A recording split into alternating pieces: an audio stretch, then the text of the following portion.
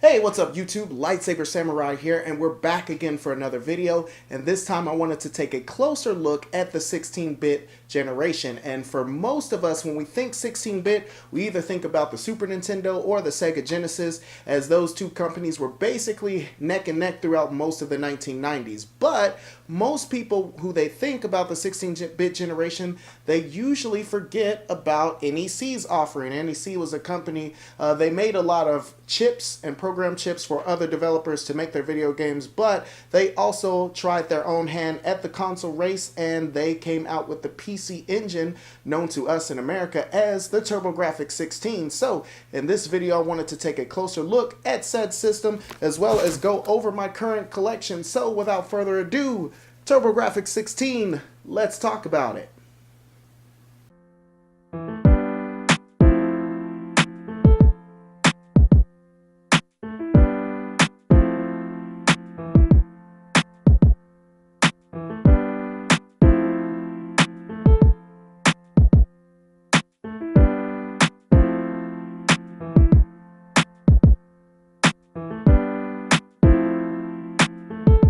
Alrighty, first up is Keith Courage and Alpha Zones, and Keith Courage and Alpha Zones was actually a pack-in title for the TurboGrafx 16 upon release. In this action platformer, you play as the young Keith Courage. It takes place, it kind of has two different play styles.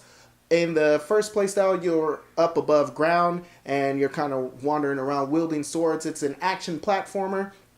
And also has some cool RPG elements in it. You can earn money and purchase items and weapons and things like that. So I thought that was pretty cool. Once you go down underground, however, you go into what's called the Nova Suit, which basically at this point you're kind of a mech, wields a cool sword. And like I said, I thought the game was pretty fun, but I could understand why it turned some people off during launch. The TurboGrafx 16 was supposed to be an upgrade to your Famicom, to your NES, to your Master System, or your your Sega Mark III. So really this game didn't really impress upon release as far as graphics goes. The graphics, they're serviceable and they do the job, but it isn't something that really screams next generation. But all in all, it is still a decent action platformer. It's got really cool music in my opinion. Actually, I love the music from Keith Courage and actually the TurboGrafx in general, which is a theme that you'll see in these upcoming reviews, that the sound chip on the TurboGrafx 16 sounds amazing. So that's Keith Courage and Alpha Zones. Alrighty, next up, we talked about it a little bit during the title, but this is Bonk's Adventure. So I believe if they were looking for a mascot to rumble with Mario and later Sonic with Keith Courage, unfortunately that didn't really fit the bill. However, once they came out with Bonk's Adventure, now honestly, as far as the three titles go between Super Mario Brothers, the original Sonic the Hedgehog, and the original Bonk's Adventure, I honestly think Bonk is my favorite. He's a little caveman character who kind of looks like Krillin from Dragon Ball, but all that aside, this game has a lot of personality. It's a very colorful game. The graphics are definitely a step up from what you saw in Keith Courage and Alpha Zones. This looks like a proper 16-bit title. The background scroll, and they look amazing. This game is actually, it has a port of sorts on the NES that is crazy overpriced at this moment, but like I said, this one is the definitive version in my opinion if you're looking for Bonk's Adventure. Like I said, at the time, I thought it was a very refreshing take on the platform genre. A lot of his animations were awesome too. The way he kind of like uses his teeth to climb up walls and stuff like that. The way he just basically bonks enemies into, submission with his head. And like I said, I thought it was a charming game that had a lot of character. And like I said, can't say enough good things about Bonk. So Bonk's Adventure, definitely A-list in my book. Alright, building upon success of the first Bonk's Adventure, a couple of years later we got the sequel, Bonk's Revenge. And this Bonk is back. The gameplay is more or less the same. They did change a couple of things, for instance, like his kind of hover maneuver that he did in Bonk 1. And Bonk's Adventure, you can basically float through half a level, which I thought was cool. That was one of my favorite parts. They kind of nerfed that in the sequel, and in the third game, I believe as well, the same thing. You can't float as long as you could in Bonk's Adventure, but like I said, this is still a great game. The graphics are even a step up what we saw from the original Bonk, and most people consider this to be the most refined of the three games. Me personally, Bonk's Adventure is still my favorite. Simply, I think just because it was the first, and as far as like just the initial impact like that it had on me, so that was my favorite. But like I said, you can't go wrong with either of them. I would show you Bonk 3, but that game is ridiculously expensive. So unfortunately, I don't have that. If I snatch it up at a garage sale or somewhere, then hopefully I'll add it to my collection one day. But at this point, I'm just going to have to settle with emulation. But like I said, Bonk's Adventure and Bonk's Revenge, both of those are pretty cheap as far as TurboGrafx games go. Hue card alone, you can get either one for under $50, which at this point, that's pretty much as cheap as a lot of these games get, unfortunately. But like I said, you can't go wrong with any of the Bonk games. So Bonk's 2, Bonk's Revenge, definitely A1 in my book as well. All right, coming up next, we have a game that unfortunately I don't like very much at all. It's Night Creatures on the TurboGrafx-16, and I don't know if this was supposed to be an answer to Castlevania or Eight Eyes or whatever the case is, but it's kind of like that gothic 2D side-scrolling game. In this one, you play as a guy who just is kind of walking around at night minding his own business, and then a bat kind of rolls up on him and bites him, and basically it's saying that you'll become a vampire by sunrise if you don't kill Dracula or something like that is going on. In this, I found the controls to be very stiff and sluggish, and the game is also incredibly tough. The attack you has a short range compared to all of your other enemies, and so like I said, unfortunately it was frustrating to the point where it was just hard for no reason. Hard to the point where I just didn't like it. I felt the game was unfair. On top of that, the graphics and the animation really aren't up to snuff either. It's one of the worser looking games that you'll find on the TurboGrafx-16. So unfortunately, this is a game that commands a high price. Even for the Hue card, you're looking at about $60 last time I checked. So mine is for sale, by the way, or for trade. Maybe you can give me like Airzonk or something more fun than me. So yeah, but like I said, that is Nightmare Creatures, and that's really all I got to say about that. So moving on. All right, moving on. Next up, I've got Deep Blue, and this is a vertical, or excuse me, no, it's a horizontal shooter from. Wait, is it horizontal, vertical? I don't know. It's a shooter, and this one takes place, you're kind of like a submarine underwater, and you're blasting all these aggressive fish. This one didn't really impress me as well. I did find some enjoyment out of it because I do like shmups, and this one is quite tough as well. But like I said, the graphics were okay, not super impressive. They kind of remind me of what you'd see in like Echo the Dolphin or something like that. But like I said, it's just kind of your average run-of-the-mill shooter. It doesn't really do anything super impressive, at least so far. I've only gotten through about the first 2 levels of the game or so, because like I said, the game is incredibly tough. Your sprite is kind of a huge target, which is one of the things that makes it, you know, kind of tough, and it's kind of hard to dodge enemy attacks like that. So like I said, this one is kind of expensive too, but definitely, you know, worth it if you can find it for cheap. So I found this game to be okay. So next. Alrighty, and this next game's got me rubbing my hands like Birdman. Continuing on with the shooters, among my favorites on the system is Sinistron, and this one I talked a little bit about in a pickups video I did about a year ago now, but this one is an awesome shooter by, what is it, CIS Corp or something generic like that, but a fantastic game. In this, I don't even know the story of it. You're basically a pilot and you're gunning down just tons of aliens. The graphics on this are totally on point. The music is fantastic.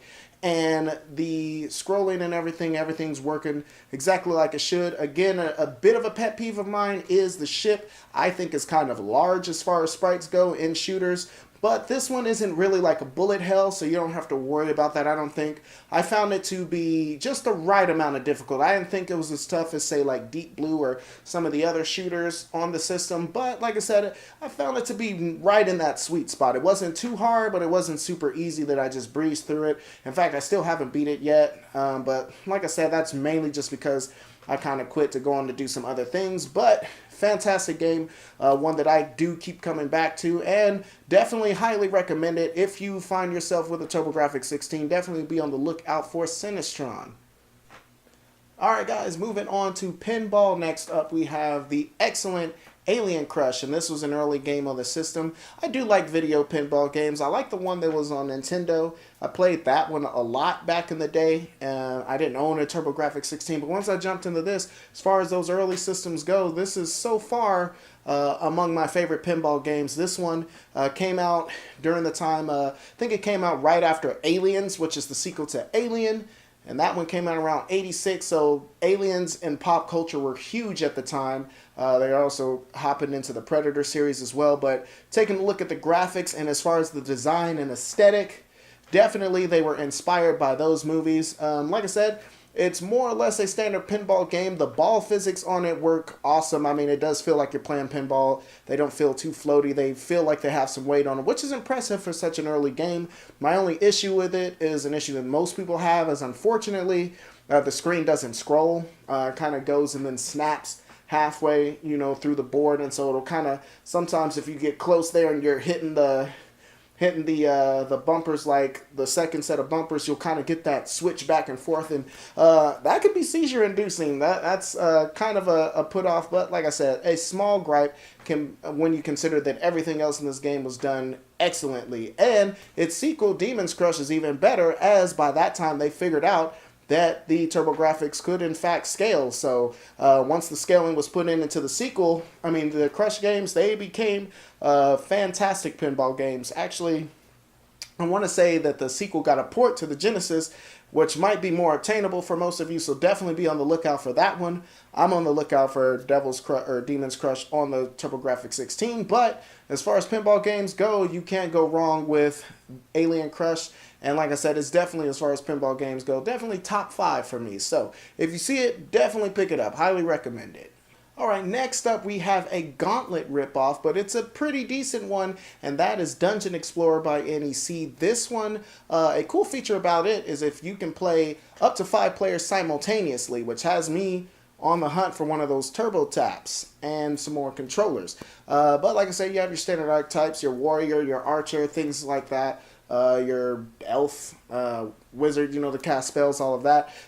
Same thing, you're going into these dungeons, destroying the generator, so enemies start pouring in on you. You'll explore the dungeons, defeat enemies, acquire gold, and a lot of cool special items like that. Take on a boss, rinse and repeat. Like I said, I do enjoy it, though. I sank quite a few hours into this and in the Gauntlet, because I don't know, so it's something about that style of gameplay that I enjoy a lot. But yeah, like I said, this one, honestly, if they had packed this in or made another version of this with Gauntlet packed in, and maybe they had a turbo tap pack with this popped in, like that would have been a very great way to get your friends into the TurboGrafx. If you got this or one of your friends got this, I mean, Dungeon Explorer is best played multiplayer, so you could have got all your friends, hey, I got this new system, check it out. And like I said, I think packing this in with the turbo tap and making like a bundle like that would have really moved systems here and really would have exposed people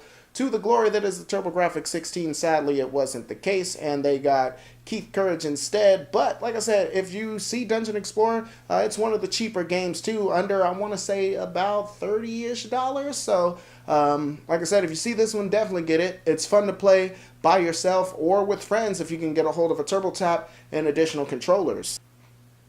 Alrighty, want beat 'em ups? Look no further than Vigilante on the TurboGrafx 16. This is a great game that was an arcade conversion from IREM, and this game showed people that the TurboGrafx could indeed put out some good conversions and had a little bit of arcade pedigree. It's a little bit simpler as far as beat 'em ups go, but it's still entertaining. You know, you got a gang of people and they run around. They captured Madonna, and we don't play that ish. So we take to the streets and we beat up a bunch of goons and thugs, but at the end of every level, it shows a screenshot of her laying in the back of the van, just knocked out, and then they just moved the van to like a different place in the city. And so you're running around on foot. You can acquire weapons like the trusty nunchucks and your punches and kicks, and you rely on those to button mash your way through the game. Like I said, I thought it was pretty good. The graphics, like I said, were very faithful to what we saw in the arcade, and the sound and the music was pretty dope. So like I said, it's a very simple game, but one that I put a lot of time into. So if you see Vigilante, that one also is recommended. So Be on the lookout for Vigilante, and you too can save Madonna. Okay, last but certainly not least, and this is currently my favorite game on the system. It is an action platformer by the name of Ninja Spirits. And to give you some reference, Ninja Spirits is basically Ninja Gaiden 1, 2, and 3 on crack cocaine. In this, you play as an awesome ninja who's set to defeat an ancient evil, and you run around in these action side-scroller missions. The thing that got me about this was the power-ups. They've got cool projectile power-ups. There's a power-up where you basically make a clone of yourself, and then you double all of your attacks, all your projectiles, all your magic, all your physical attacks. This game is just insane. Awesome graphics, awesome music, awesome sound. I can't say enough good things about this, but like I said, this is definitely one you want to get. Buy it, emulate it, whatever the case may be. This one, HuCard alone, is going for about $40, $50-ish. So, like I said, a little expensive, but it's not impossible. So, the only thing is it's kind of hard to find out there. But like I said, if you can get a hold of Ninja Spirits, you definitely owe it to yourself to play this game. And that's basically it for my collection. So, let's round up those closing thoughts, shall we? Alrighty, gang, that's going to do it for this video. But questions, comments, concerns, threats in the comment section below. What do you guys think about the TurboGrafx 16? Me personally, I wish they had given it more of a chance, as we only got about 114 of the original set, which is only a fraction of what they got in Japan and abroad. But let me know if you guys own a TurboGrafx 16. What's some of your favorite titles on the system? As always, please hit that like button and subscribe if you haven't already. I do believe that's all I got for you. Lightsaber Samurai out. Peace.